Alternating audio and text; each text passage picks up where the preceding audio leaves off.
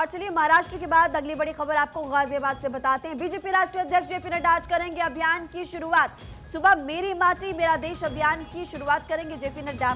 Major Mohit Sharma के आवास पर पौधारोपण जेपी नड्डा करने वाले हैं। बीजेपी अध्यक्ष जेपी नड्डा सवाई माधोपुर भी जाएंगे। राजस्थान में परिवर्तन यात्रा की शुरुआत जेपी नड्डा करने वाले दोपहर 12:55 पर दशहरा मैदान में जनसभा को संबोधित करते हुए नजर आएंगे। क्या कुछ कहना होगा जेपी नड्डा का, वो देखना काफी महत्वपूर्ण, क्योंकि अपने बयानों के जरिए, अपने संबोधन के जरिए एक तरफ जहां कार्यकर्ताओं को जीत का मंत्र जेपी नड्डा देंगे, वहीं पर और क्या कुछ बड़ी बात कहते हैं या फिर विपक्ष पर किस तरह से निशाना साधते हैं, वो देखना काफी महत्वपूर्ण होगा। लेकिन आज देखिए क्या खास कार्यक्रम। बीजेपी राष्ट्रीय अध्यक्ष जेपी नड्डा आज दरअसल एक अभियान की शुरुआत करने वाले हैं। सुबह मेरी माटी मेरा देश अभियान की शुरुआत करेंगे, शुभारंभ करेंगे। और खास बात यह कि मेजर मोहित शर्मा के आवास पर पौधारोपण भी जेपी नड्डा करने वाले हैं। आज सवाई माधोपुर भी वो जाएंगे। साथ ही राजस्थान की अगर बात करें तो परिवर्तन यात्रा की शुरुआत जेपी नड्डा करेंगे। दोपहर 12:55 पर दशहरा मैदान में जनसभा जेपी नड्डा करने वाले, जो कि कई मायनों में खास भी हो जाती है। और इसी बीच राजस्थान से बड़ी खबर है। राजस्थान के प्रतापगढ़ में मणिपुर जैसी हैवानियत सामने आई है। महिला को निवस्त करके यहां पर घुमाया गया। घटना का वीडियो जमकर सोशल मीडिया पर वायरल है। मामले में 3 आरोपी फिलहाल गिरफ्तार हो चुके हैं। आरोपियों को कड़ी सजा मिलेगी। सीएम गहलोत की तरफ से ये ट्वीट किया गया और साफ आदेश दिए गए हैं तमाम अधिकारियों को कि जो भी आरोपी उन्हें बख्शा नहीं जाएगा। आरोपियों को कड़ी से कड़ी सजा दिलाई जाए, ये सीएम अशोक गहलोत की तरफ से कहा गया है। बड़ी खबर आपको यहां पर बता दें, प्रतापगढ़ में मणिपुर जैसी हैवानियत सामने आई है। यहां पर दरिंदगी का शिकार महिला को बनाया गया, महिला को निवस्त करके घुमाया गया है। तो बड़ी खबर आपको बता दें, प्रतापगढ़ में महिला से हैवानियत हुई है। देखिए इस वक्त जो तस्वीरें पलक लगातार अपने तमाम दर्शकों को हम दिखा रहे हैं, यही वो आरोपी है जिसको फिलहाल इस पर अब कार्रवाई की जाएगी। और सीएम अशोक गहलोत ने खुद ये बात कही है कि ऐसे लोगों पर कड़ी कार्रवाई करी जानी चाहिए। हालांकि यहाँ पर ट्वीट भी किया है अशोक गहलोत ने। वो ट्वीट भी कुछ देर पहले भाट24 ने दिखाया था अपने तमाम दर्शकों को लेकर। देखिए ये एक्सक्लूसिव तस्वीर इस वक्त आपकी टीवी स्क्रीन पर, और यही वो आरोपी है जिस पर अब होगी कार्रवाई। पलक तो बिल्कुल ये तस्वीरें भी लगातार हम आपको दिखा रहे हैं। प्रतापगढ़ की ये तस्वीरें हैं जहां पर महिला से हैवानियत हुई है। वो तस्वीरें भी आप यहां पर देख सकते हैं। हालांकि ब्लर करके इन तस्वीरों को हम यहां पर आपको दिखा रहे हैं। महिला को निवस्त करके घुमाया गया। आरोपियों को कड़ी से कड़ी सजा मिलेगी, आरोपियों को बख्शा नहीं जाएगा, ये सीएम की तरफ से साफ कहा गया है। तो बड़ी खबर आपको प्रतापगढ़ से बता रहे हैं जहां पर महिलाएं सुरक्षित नहीं है, महिला को निवस्त करके घुमाया गया। और ये तस्वीर जो आप देख रहे हैं आपकी टीवी स्क्रीन पर, ये वही आरोपी है जो पुलिस की गिरफ्त में है और पुलिस अब पूछताछ कर रही है। साथ ही साथ ये सीएम का आप ट्वीट भी देख सकते हैं। अशोक गहलोत ने ये ट्वीट किया और साफ तौर पर इसमें लिखा है कि जो भी आरोपी हैं उनको बख्शा नहीं जाएगा, कड़ी कार्रवाई के निर्देश दिए गए हैं। आज प्रतापगढ़ पुलिस में दरियावत थाना क्षेत्र में शाम को एक घटना की जानकारी प्राप्त हुई कि वीडियो वायरल होने का मामला संज्ञान में आया, जिसमें किसी महिला को अनड्रेस करके परेड कराने जैसे गंभीर कृत्य किया गया। जैसे ही मामला संज्ञान में आया, उच्च अधिकारियों को, डीजीपी साहब को सीएमओ में इस बाबत बताया गया।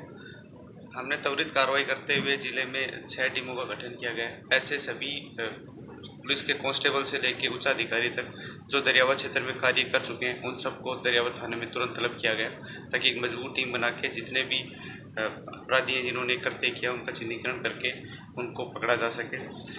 पीड़िता पक्ष से एफआईआर ली जा रही है।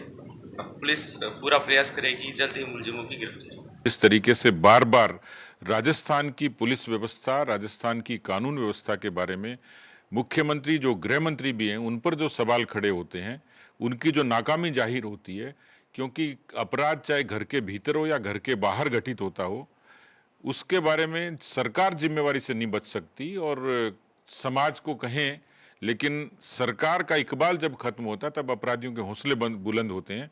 और ये पहली घटना नहीं है, क्योंकि इस तरीके की घटनाओं ने समाज को भी शर्मसार किया। लेकिन राजस्थान की सरकार की एक तरीके से आंखें खोलने वाली घटना है। ये दरिंदगी चीख चीख कर कह रही है कि अशोक गहलोत जी, आपकी पूरी निष्ठा सियासत में और कुर्सी बचाने में है, लेकिन किसी अबला की असमत कैसे बचे, ये आपका कमिटमेंट और आपका समर्पण, आपकी निष्ठा कभी नहीं दिखी। मुझे लगता है कि एक बार फिर से राजस्थान शर्मसार हुआ इस तरीके की दरिंदगी घटना से। जितनी तत्काल उनको सजा दी जाए, मैंने मुख्यमंत्री जी का ट्वीट देखा है, लेकिन उनका जिस तरीके का परंपरागत ट्वीट होता है उसी तरीके की एक रस्म अदायगी जैसा है।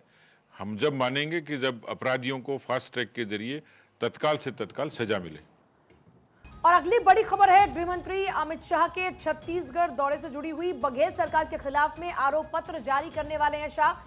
रायपुर के दीनदयाल ऑडिटोरियम में कार्यक्रम होगा। बीजेपी नेताओं के साथ में बैठक करने जा रहे हैं। देखिए, छत्तीसगढ़ चुनावी राज्य है और चुनावी राज्य में इस वक्त मौजूदा सरकार है कांग्रेस की। कांग्रेस के किले को भेदने के लिए बीजेपी के रणनीतिकारों ने लगातार बैठकें की और अब वहां पर पहुंच रहे हैं गृह मंत्री अमित शाह और सरकार के खिलाफ में जारी करेंगे आरोप पत्र। बघेल सरकार के खिलाफ आरोप पत्र यहां पर जारी करने वाले केंद्रीय गृह मंत्री अमित शाह छत्तीसगढ़ दौरे पर, यानी कि छत्तीसगढ़ पर फिलहाल केंद्रीय गृह मंत्री अमित शाह का विशेष फोकस रहने वाला है पूजा, और इसीलिए अब देखना होगा कि आज किस तरह से वो निशाना साधते हुए नजर आएंगे। देखिए, बिल्कुल जाहिर सी बात है, छत्तीसगढ़ चुनावी राज्य है और वहां पर भारतीय जनता पार्टी की सरकार बनाने को लेकर तमाम कवायदे इस वक्त लगातार जारी हैं।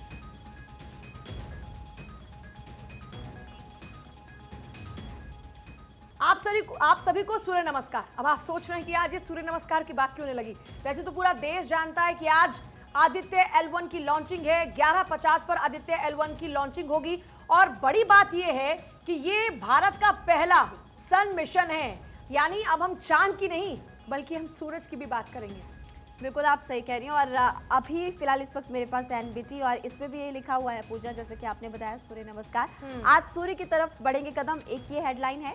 और दूसरी हेडलाइन, सूरज को पढ़ने के लिए आज भारत का पहला मिशन निकलने वाला है, जो कि कई मायनों में खास भी हो जाता है। और देखिए, सबसे महत्वपूर्ण बात, कामयाबी के लिए कल वैज्ञानिक मंदिर में भी गए थे पूजा अर्चना के लिए। उन्होंने कहा कि भगवान हमें शक्ति दे और ताकि हमारा ये जो मिशन है वो सफल हो, इसलिए पूजा अर्चना की है। एक और महत्वपूर्ण बात मैं यहाँ पर ये बता दूँ कि आदित्य L1 में 7 पेलोड यानी कि उपकरण लगे हुए हैं और इनके जरिए फोटोस्फीयर, क्रोमोस्फीयर और सूरज की सबसे भारी परतों यानी कि कोरोना की स्टडी करने वाले हैं। कोरोना सबसे भारी परत है पूजा, और पलक जो कि सबसे ज़्यादा गर्म मानी जाती है। हालांकि ये नहीं अभी तक पता है कि ये सबसे ज़्यादा गर्म क्यों है। तो ये तमाम इफेक्ट्स है, इसको लेकर के फिलहाल स्टडी होने वाली इस मिशन में। पलक, महिमा, आपने कुछ पॉइंट्स बता दिए हैं, हालांकि कुछ थोड़े से पॉइंट्स और इसमें रहते हैं, वो मैं आप बता देती हूँ दर्शकों को। 125 दिन का ये सफर है। इसके बाद 125 दिन का सफर तय करने के बाद आपको बता दें, यहां पर तय स्थान तक पहुंचेगा सूर्य मिशन। इसके अलावा कुछ और इसमें महत्वपूर्ण पॉइंट्स हैं, वो मैं आपको बता देती हूं। सूर्य वायुमंडल के तापमान से जुड़ी हुई गतिविधियों पर नजर रखेगा, point number 1। Point number 2, UV payload और एक्सरे पेलोड से सूर्य किरणों की निगरानी होगी। अंतरिक्ष के तापमान में सूर्य और किरणों की क्या भूमिका है, इसकी भी ये जांच करेगा, पता लगाएगा। और इसके अलावा सूर्य की भौगोलिक और पर्यावरण से जुड़ी हुई स्थिति पर भी पूजा नजर रखने वाला है। बिल्कुल, देखिए, इतिहास, वर्तमान, भविष्य। मैं जल्दी से ना हेडलाइंस बताती हूँ कि किस किस अखबार ने क्या लिखा है। अमर उजाला लिखता है कि सूर्य के पथ पर आज रवाना होगा अपना मिशन, जैसा आप अभी लोग देख पा रहे हैं। इसके अलावा आदित्य L1 का प्रक्षेपण आज और तैयारी पूरी। यहाँ पर आप देखेंगे, ये अखबार है पंजाब केसरी। सारे अखबारों ने अपने फ्रंट पेज पर जगह दी है। सहारा की जब आप बात करते हैं तो सहारा सीधे तौर पर लिख रहा है, सूरज की ओर आज रवाना होगा आदित्य और सूर्य की कुंडली खंगालने आज रवाना हो जाएगा आदित्य। ये दैनिक जागरण ने टैगलाइन दी है। राजस्थान पत्रिका ने लिखा है, सूर्य नमस्कार, आज अंतरिक्ष में एक और ऐतिहासिक छलांग। और साक्षी मेरे साथ जुड़े सीधे श्री हरिकोटा से। साक्षी वहां पर इस वक्त मौजूद हैं। साक्षी, कल दोपहर 12 बजे काउंटडाउन शुरू हो गया था और अब वक्त बेहद करीब है, 11:50 का वो वक्त होगा। किस तरह की तैयारियां वहां पर इस वक्त की गई हैं, मैं चाहूंगी कि तस्वीरें जरूर दिखाएं वहां से आप दर्शकों को।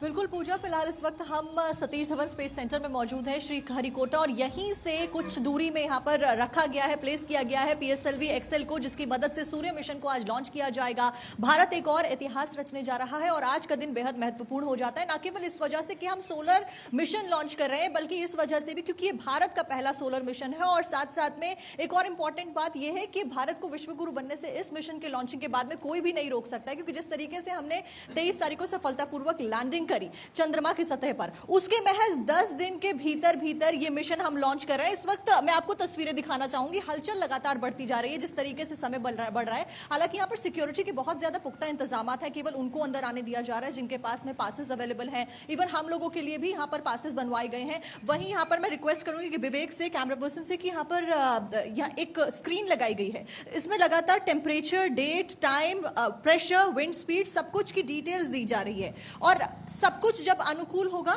तब ही इसको लॉन्च किया जाएगा। अभी तक के टाइम के अनुसार 11:50 का वो समय दिया गया है जब इसको लॉन्च किया जाएगा, सोलर मिशन को लॉन्च किया जाएगा। इसके उद्देश्य और मकसद क्या कुछ है वो भी बताऊंगी, लेकिन उससे पहले ये मैं आपको बता दूं कि सिक्योरिटी के पुख्ता इंतजाम कर दिए गए। बीच बीच में यहाँ पर बसेज आ रही हैं जिसमें लगातार जो CISF के जवान हैं हमारे वो ट्रैवल कर रहे हैं। इधर से उधर साक्षी, को travel आदित्य कराया एल1 जा की रहा है और टीम भी सुरक्षा लगातार व्यवस्था के तैयार चाक-चौबंद है किए गए हैं। और मेरे टीम को अगर देखते हैं तो वो टीम किस तरह से इस वक्त नजर आ रही है। हमने देखा था कि चंद्रयान 2 के टाइम पर पहले से ही नजर आ रहा था कि उनको भी डाउट है, पर चंद्रयान 3 में हमने देखा कि सब कॉन्फिडेंट नजर आ रहे थे। अगर आज की बात करते हैं तो आज किस तरह से हमारे तमाम वैज्ञानिक अपने सन मिशन के लिए तैयार हैं? कोई बातचीत उनसे हो पाई हो या फिर कोई उन लोगों की तरफ से कोई मैसेज आ रहा हो, कोई ऐसी जानकारी?